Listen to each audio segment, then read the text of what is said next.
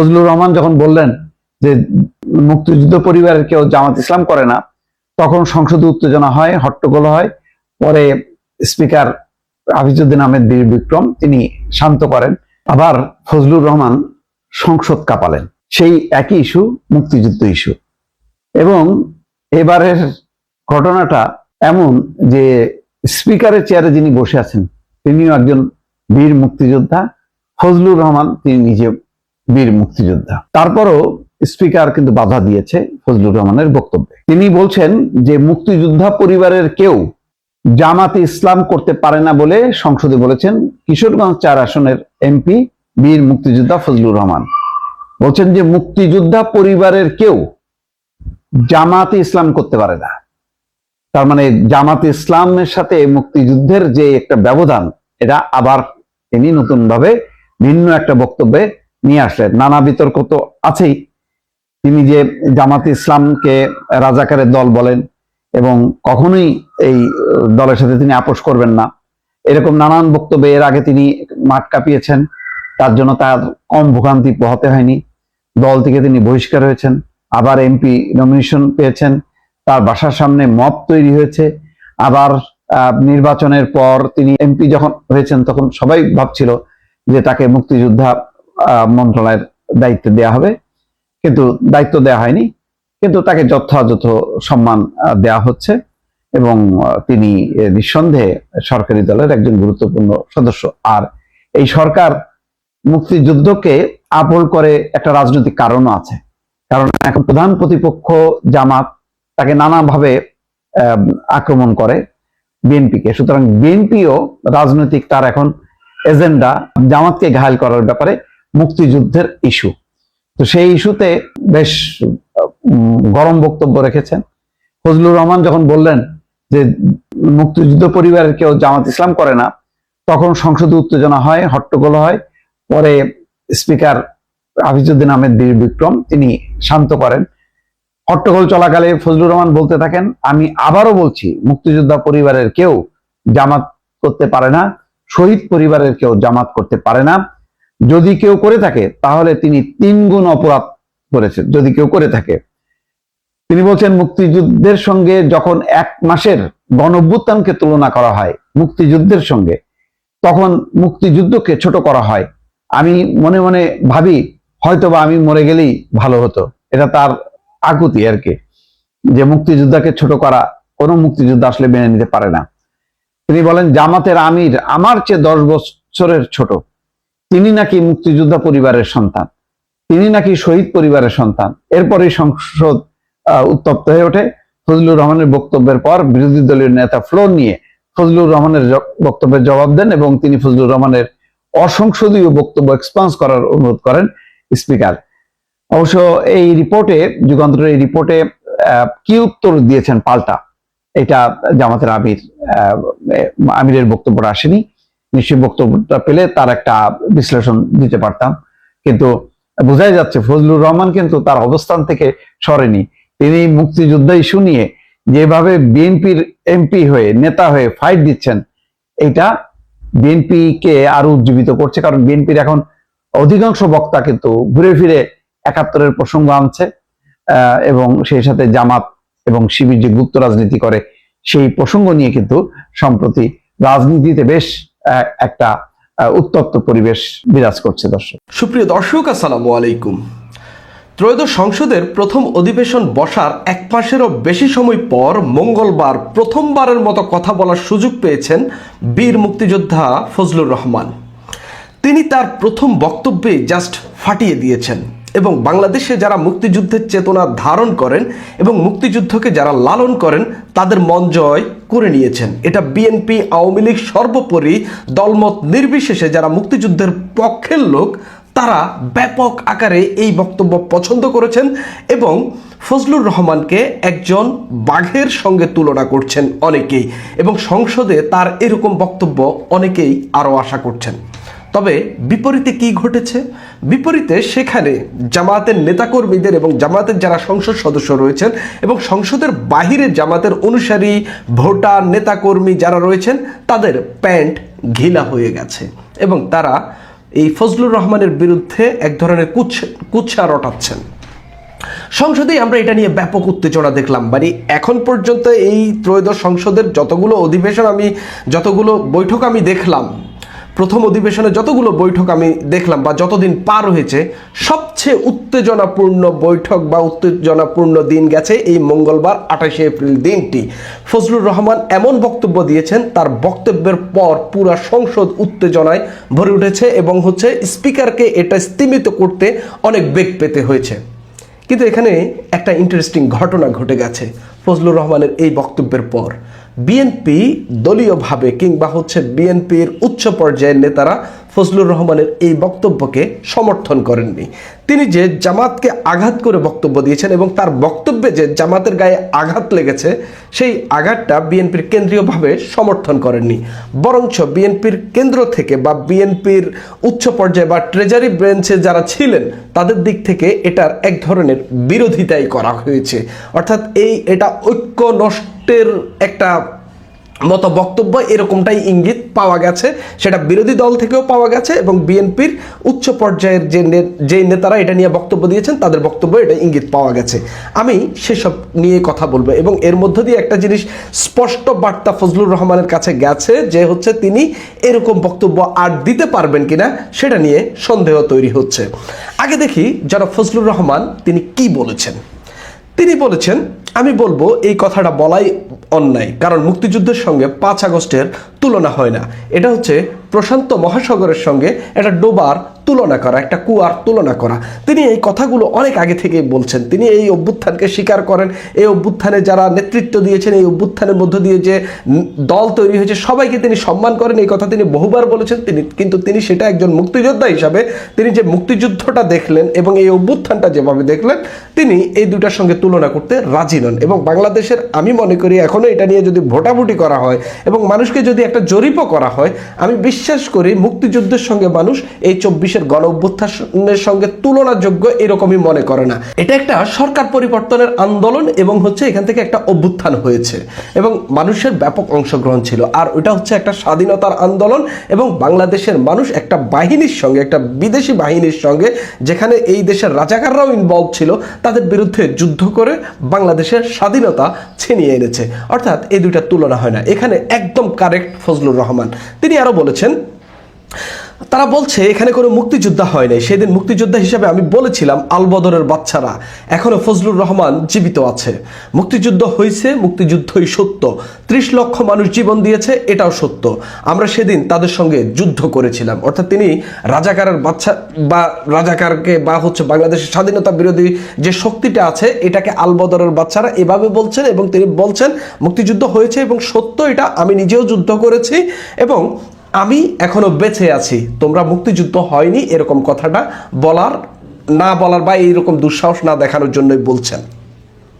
তিনি আরো বলছেন যে কথাটি সবচেয়ে বেশি জামাতের গায়ে লেগেছে, যে জামাত আমির বলছেন, ফজলুর রহমান বলছেন তার ভাষায় যে তিনি মুক্তিযোদ্ধা পরিবারের সন্তান। জামাত আমির বেশ কয়েকবার দাবি করেছেন তিনি মুক্তিযোদ্ধা পরিবারের সন্তান, শহীদ পরিবারের সন্তান।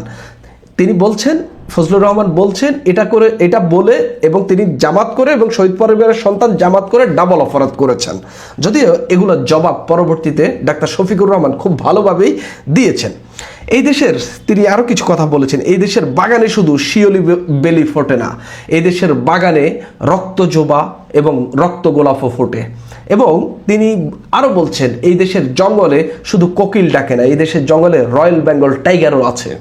তিনি নিজেকে রয়্যাল বেঙ্গল টাইগার হিসাবে উল্লেখ করছেন এবং তিনি বলছেন এই দেশে যতদিন ফজলুর রহমানের মতো রয়্যাল বেঙ্গল টাইগাররা থাকবে ততদিন স্বাধীনতা বিরোধীরা জিততে পারবে না। এবং তিনি নির্বাচনের উদাহরণ টেনে এনেছেন যে জামাত প্রচার করেছিল তারা সরকার গঠন করবে এবং আমি ফজলুর রহমান বলেছিলাম, তিনি বলছেন সংসদে যে জামাত যদি মেজরিটি পায় আমি বিষ পান করব এবং জামাত সেটা পায়নি।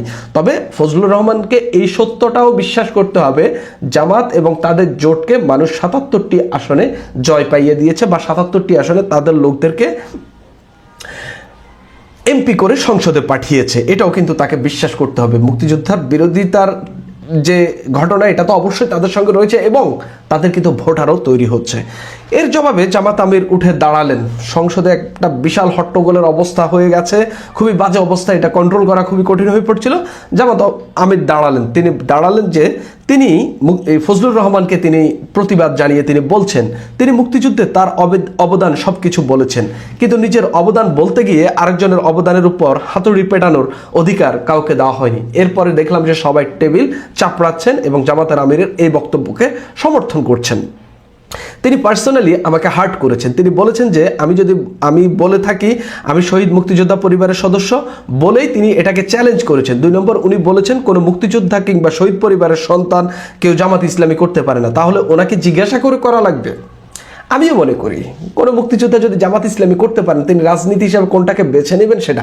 তবে জামাত ইসলাম একটা স্বাধীনতার বিরোধিতা করেছে হিসাবে এই দেশের স্বাধীনতা যুদ্ধ যখন চলে, যখন তারা স্বাধীনতা চায়নি, এটা কিন্তু তাদেরকে নিয়েই চলতে হবে। তারা যদি এই দেশে রাজনীতি করুক, যেহেতু তারা প্রপারলি মানুষের কাছে ক্ষমা চায়নি এবং তাদের যে যুদ্ধাপরাধীদের সবাই এখনও যে বেছে নেয় এটাও তো সত্য, 2-1 জন আছে এবং তাদের 2-1 জন এই যুদ্ধাপরাধী অভিযোগ রয়েছে, এরকম 2-1 জন কিন্তু সংসদেও গেছেন, কিন্তু তাদেরকে এটা নিয়ে প্রপারলি ক্ষমা চেয়ে এবং বাংলাদেশের স্বাধীনতা সার্বভৌমত্ব অবশ্যই তারা বিশ্বাস করে, কিন্তু ক্ষমা চেয়ে এটা প্রপার ওয়েতে বাংলাদেশের মানুষকে কনভিন্স করে তারপরে তাদেরকে এটা নিয়ে রাজনীতিটা করলে তাদেরকে অন্তত কিছুটা হইলে স্টিগমা থেকে তারা বেরোয় আসতে পারে। জামাতের আমির বলছেন আমার আইডেন্টিটি নিয়ে প্রশ্ন করা হয়েছে, এটা গুরুতর অপরাধ করেছেন। ফজলুর রহমান বলছেন জামাতের আমির ডাবল অপরাধ করেছেন এবং জামাতের আমির বলছেন তিনি আমার আইডেন্টিটি নিয়ে প্রশ্ন করছেন, এটা তিনি গুরুতর অপরাধ করেছেন। আমি আমার আদর্শ সিলেকশনের বিষয়ে উনি কথা বলেছেন, এটা বাড়তি অপরাধ করছেন, অর্থাৎ একজন আরেকজনের বিরুদ্ধে অপরাধ করার অভিযোগ তুলছেন। আমি এই দুটি ঘটনাকেই দুজনের বাকবিতণ্ডা এবং মুক্তিযুদ্ধের পক্ষে এবং মুক্তিযুদ্ধের জামাতের যে ডিফেন্ড করার সেই জায়গা থেকে দেখলাম। কিন্তু যখনই জনাব সালাউদ্দিন আহমেদ, বিএনপি স্থায়ী কমিটির সদস্য এবং স্বরাষ্ট্রমন্ত্রী, তিনি উঠে দাঁড়ালেন, আমি ভাবলাম যে তিনি হয়তো ফজলুর রহমানের বক্তব্যটাকে সমর্থন করবেন এবং এটা নিয়ে আসলে সংসদের রেকর্ড রাখার জন্য হয়তো তিনি বলেছেন এরকম কথাবার্তা তিনি বলবেন। কিন্তু তিনি বললেন আমার সংসদ সদস্য অত্যন্ত বয়স্ক, ফজলুর রহমানকে তিনি প্রথম শব্দে বয়স্ক হিসাবে ট্রেস করলেন। এরপরে বললেন তিনি ইতিহাসে সমৃদ্ধ, কিন্তু আমরা এখন ভূগোলে আছি, আমরা বেশি ইতিহাস চর্চা করতে গেলে মাঝে মধ্যে কিছু ব্যত্যয় হবে। মাননীয় স্পিকার, আপনি স্বাধীনতা যুদ্ধের একজন বটবৃক্ষ, তিনিও একজন মুক্তিযোদ্ধা।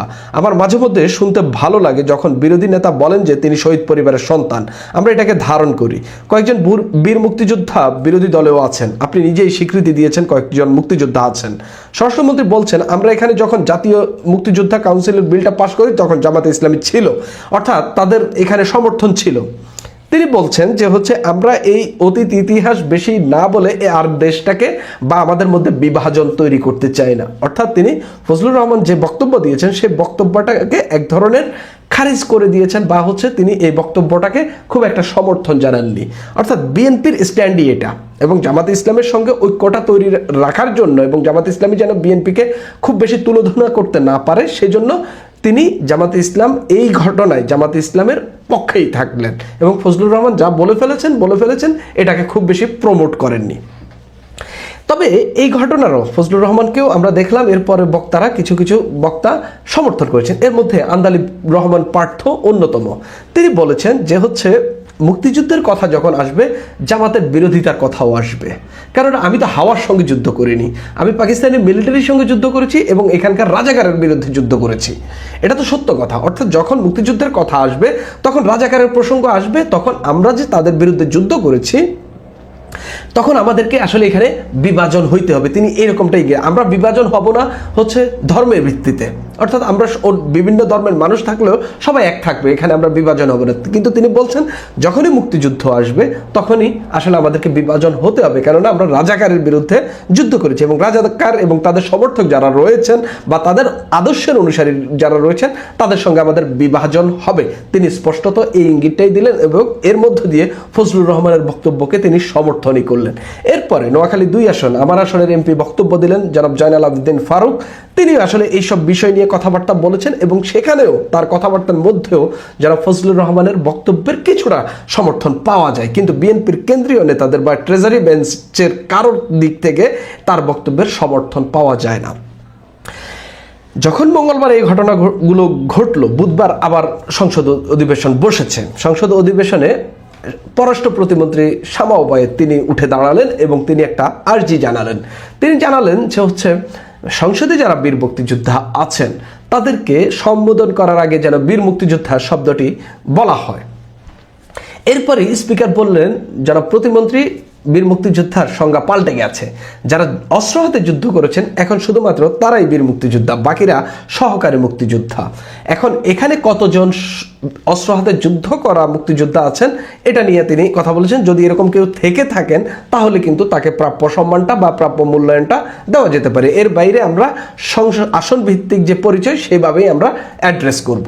অর্থাৎ তিনি এর মধ্য দিয়ে বলার চেষ্টা করেছেন যে এখানে যারা মুক্তিযোদ্ধা আছেন এর মধ্যে কতজন অস্ত্র হাতে মুক্তিযুদ্ধ করেছেন। এবং এর বাইরে আমরা দেখতে পেলাম ফজলুর রহমানের এই বক্তব্যের পর সোশ্যাল মিডিয়াতে ব্যাপক আকারে প্রচার করা হচ্ছে যারা ফজলুর রহমান মুক্তিযোদ্ধা কিন্তু সহকারী মুক্তিযোদ্ধা, কিন্তু তিনি অস্ত্র হাতে যুদ্ধ করেননি, এরকম বক্তব্য আমাদের সামনে হাজির করা হচ্ছে। আমি এখন পর্যন্ত কনফার্ম হতে পারিনি তিনি অস্ত্র হাতে যুদ্ধ করেছেন কিনা। আমি চেষ্টা করব তার একটি বক্তব্য নেওয়ার জন্য এই ঘটনার ভিত্তিতে। এখন যেটা ঘটে গেল সেটা হলো বিএনপি সরকার পরিচালনা করছে এবং বিএনপির এর পেছনে জামাতের সমর্থন খুবই দরকার। এবং জামাত যদি খুব আন্দোলন তৈরি করে ফেলে বা জামাত যদি বিএনপির সঙ্গে অনৈক্যের পথে হাঁটে, এটা বিএনপির জন্য একটা বড়সড় বিপদ, বা বাংলাদেশকে পুনর্গঠন করার ক্ষেত্রে এটা বিএনপির জন্য একটা আনস্টেবিলিটি তৈরি করবে। সেই জায়গা থেকে বিএনপি চাচ্ছে জামাতকে কোনো রকমে ওই যে ভাই বন্ধু বা কোনো রকম যেভাবে রাজনৈতিকভাবে একটা ঐক্য রক্ষা করে কোনো রকমে মিলমিশ করে চলা যায় সেই চেষ্টা চালাচ্ছে। তো জনাব ফজলুর রহমানের এই বক্তব্যের পর জামাতের আমির স্পষ্টই বলেছেন যে সরকারের পক্ষ থেকে ঐক্যের কথা বলছে, আমরা ঐক্যের দিকে হাঁটছি। কিন্তু উনি যে কথাগুলো বলছেন তিনি জামাতের আমির একটা ইঙ্গিত দিয়েছেন ফজলুর রহমানের এই কথার পর একটা বিভেদ তৈরি করবে। এরপরে আমরা দেখলাম এরপরে জামাতের নেতা কর্মপরিষদ সদস্য শাহজাহান চৌধুরী বক্তব্য দিয়েছেন, তিনিও ইতিহাস বলেছেন, কিন্তু সেটার বিরোধিতা কিন্তু কেউ করেননি। কিন্তু ফজলুর রহমানের ইতিহাসের বিরোধিতা অনেকেই করেছেন। অর্থাৎ ফজলুর রহমান যে মুক্তিযোদ্ধাকে ধারণ করেন, মুক্তিযুদ্ধকে ধারণ করেন, মুক্তিযুদ্ধের চেতনাকে ধারণ করেন, সেই ধারণ বা সেই মুক্তিযুদ্ধের চেতনা নিয়ে তিনি সংসদে অনেকটাই বিচ্ছিন্ন হয়ে পড়েছেন বলে আমার কাছে মনে হচ্ছে এবং ফজলুর রহমান নিজেও এটা ফিল করতে পেরেছেন। আমি গত 2 দিন ধরে এই বক্তব্য দেওয়ার পর আমি তার চেহারা দেখলাম এবং তিনি আসলে কারো বক্তব্যেই সম্ভবত আন্দালিব রহমান পার্থ এবং জয়নাল আবেদিন ফারুক ছাড়া আর কারো বক্তব্যে তিনি খুব বেশি খুশি হতে পারেননি এবং তিনিও এটা বুঝে গেছেন বা একটা বার্তা পেয়েছেন যে আসলে আমি এই কথাগুলো বলাটা আমার জন্য কঠিন হয়ে পড়েছে। এখানেই আমি স্পষ্টত দেখতে পাচ্ছি যে বিএনপি জামাতের সঙ্গে ঐক্যের ক্ষেত্রে ফজলুর রহমানের মতো মুক্তিযোদ্ধার বক্তব্যকে খুব বেশি প্রমোট করবে না, খুব বেশি অ্যালাউ করবে না। হয়তো তিনি বক্তব্য দিতে পারবেন কিন্তু এটা বিএনপি নিজেদের বক্তব্য হিসাবে বা নিজেরা এটাকে প্রমোট সেভাবে করবে না। সুপ্রিয় দর্শক, এখন এই পর্যন্তই।